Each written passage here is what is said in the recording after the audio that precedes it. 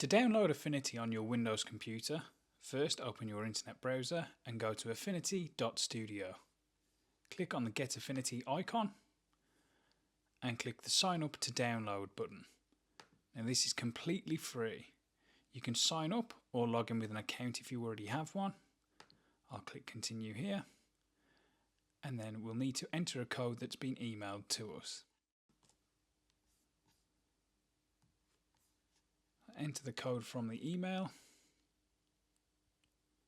and then we can select the Download for Windows icon.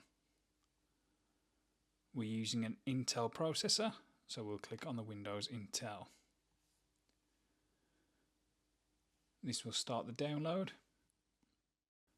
Once the download is complete, we can click the icon here or open our Downloads folder, and this will launch the Affinity installer.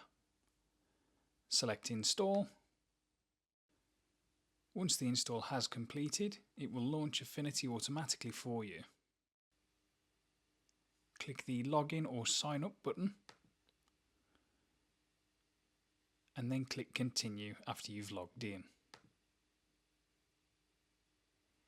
You can then click Open Affinity,